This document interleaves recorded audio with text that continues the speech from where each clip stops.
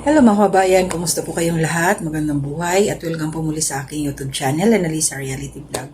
Ngayon po yung reaction ko patungkol po dito kay Intoy sa channel po ni Ka-Business Official. Meron po siyang upload na siya yung humawak ng camera, siya yung nag-vlog dahil meron siyang in-reveal na merong sponsor na gusto siyang kunin or kumbaga ino-offeran para magsulo, iwanan na yung Ka-Business Official.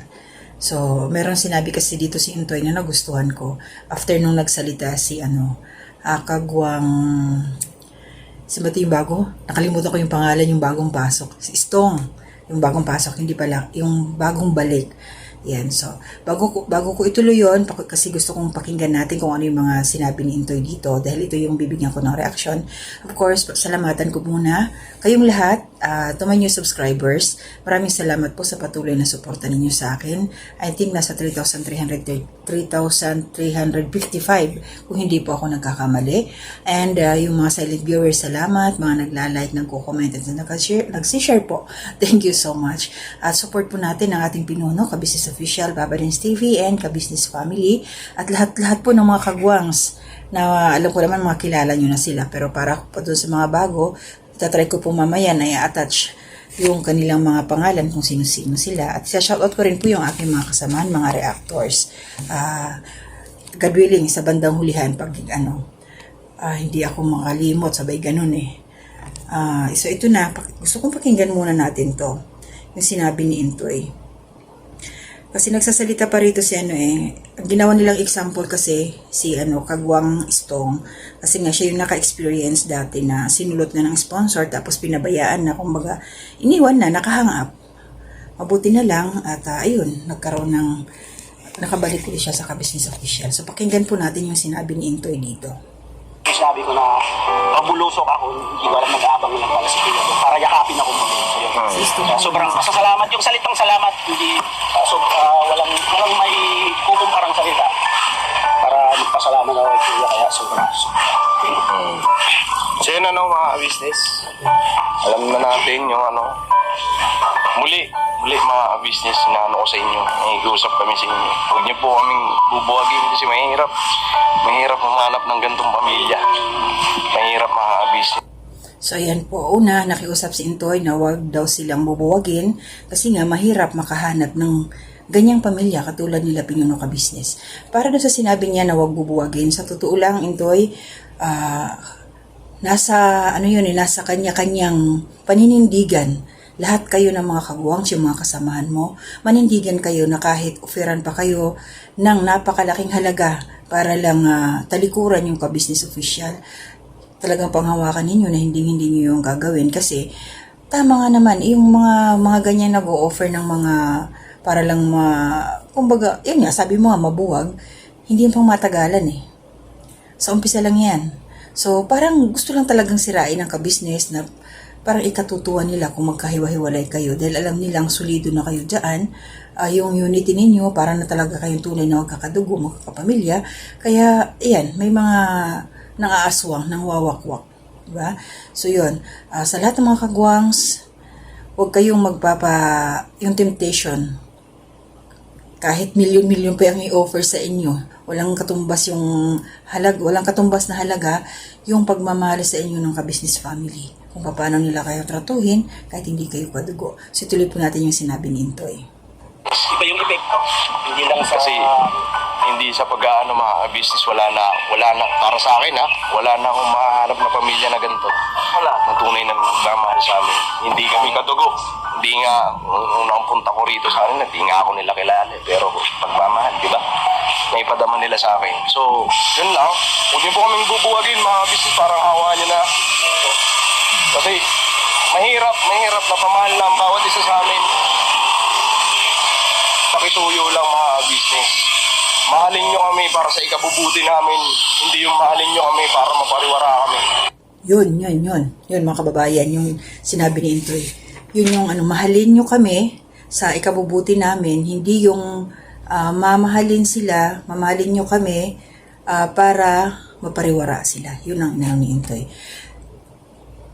Dali lang po, tuloy natin Pili lang po ng buhay.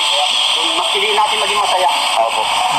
Kaya mga business, So, pumasok si Kagwang Istong, maiksi lang ang buhay, piliin natin maging masaya. Ayun.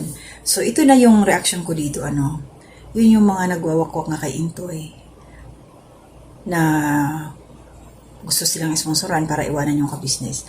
So, ayun. Kung talagang buo ang suporta natin, yung talagang tunay ang pagmamahal natin sa ka-business family, walang ganong offer, di ba?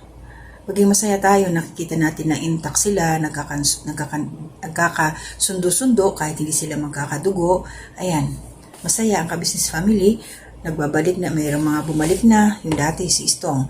So, may mga kababayan talaga tayo na hindi sila masaya, na may nakikitang masaya. Ang gulo, Kasi nga yan, alam nila na masasabi kong yung pundasyon nitong mga kagwangs na to sa ka-business family, hindi na to basta-basta matitinag. Nakakahiya kung sino man yung sponsor na yon, na gustong mag-sponsor na yon, na hindi siya nagtagumpay dahil nagkamali siya ng sinabihan. Matatag si Intoy. Hindi siya hindi niya kumbaga ano bang tawag dito? Hindi niya pinatulan yung kagustuhan ng sponsor na yon. Hindi siya nagwagi. So good job para dun Intoy, salamat dahil talagang yung malasakit, pagmamahal, yung pagturing mo talagang tunay na pamilya kayo diyan sa ka-business family, pinanindigan mo. At maitanim lahat yun ng yung mga kasamahan. At ayan na ngayon nangyari kaya Kagwang Istong maging aral na sa lahat. So, good luck doon sa nais buwagin ang ka-business sa pamagitan ni Intoy. Hindi siya nanalo. Talagang nanalo pa rin yung kabutihan. Salamat Intoy dahil doon. Hindi ka bumitaw sa ka-business. Malaki siguro ino-offer sa kanya, Kasi alam nila na si Intoy yung magaling, Hindi naman sa hindi ko naman sa inaano yung iba. Kumbaga siya talaga, nakikita naman natin, Kumbaga, sabihin na natin si Intoy ang pinakamalakas. Si Intoy ang binabalik na sa kalam. Pinakamalakas din sa grupo. Kaya si Intoy ang gusto nilang alisin, gusto nilang hiwalay, gusto nilang, para akala nila siguro, mahuhugot nila, makukuha nila si Intoy. So, very good katandaga, Intoy. Salamat at hindi ka nagbabulag doon sa ino-offer sa'yo na pera, kapalit ng pagtalikod mo sa ka-business official, sa ka-business family. Siyempre kay Papa din Steve, basta buong ka-business family, sa yung mga kapatid na mga kagwangs. Pagpatuloy mo lang yan, Intoy, at maging ka sana sa mga kasamahan mo, sa mga kapatid mong kagwang dyan, maging inspirasyon ka rin nila, na tingnan kanila kung gaano kakatatag, tapos hindi sila basta-basta magpapahila sa kung sino man yung gustong humila para masira ang ka-business family. Kasi pangit yung yung aalis ka sa grupo na may sama nga talaga naman ng loob. Diba? Iba pa rin yung aalis ka na magaan sa loob, na meron kayong mga usapan dahil kailangan mong gawin to, yung mga pangailangan ng pamilya, or nag-go ka for good dahil meron kang, sabihin na natin, nag-abroad ka, diba? Yun Pero yung kukunin ka ng isang mapanirang tao, yun ang hindi maganda. Kaya salamat Intoy dahil hindi ka nakuha.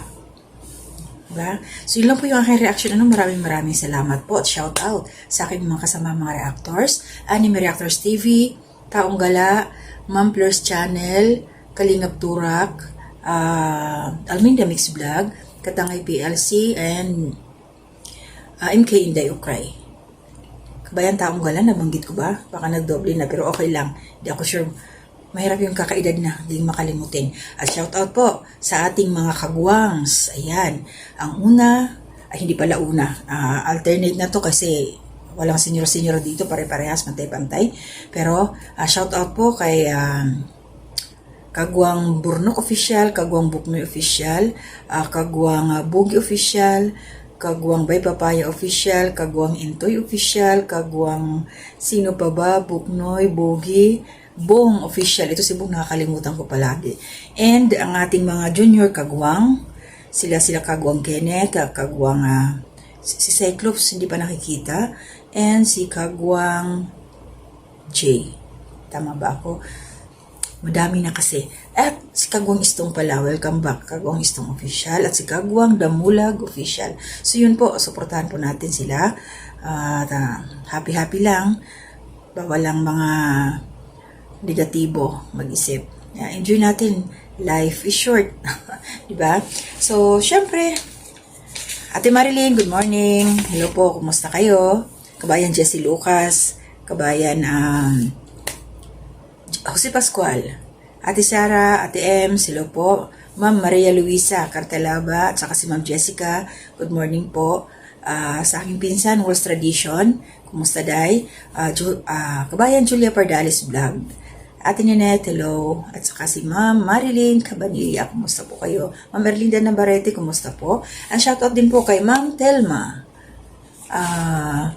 Gatos, may lista ko. Kasi nakita ko siya bago sa aking comment section. Salamat po Ma'am Telma Gatos sa iyong suporta sa akin. Mag-iingat po tayong lahat, ano? At good morning dyan sa Pilipinas. Kami po dito patulog pa lamang. So ingat po tayong lahat. Hanggang dito na muna ang aking pagbibigay ng reaksyon patungkol doon sa gustong mangwakwak kay Intoy na hindi nagwagi. Hindi niya natinag si Waray. May paninindigan ng aking kababayan. Kaya maraming salamat Intoy. Ingat-ingat kayong lahat, buong pamilya nyo. At hanggang dito na muna. To God be the glory.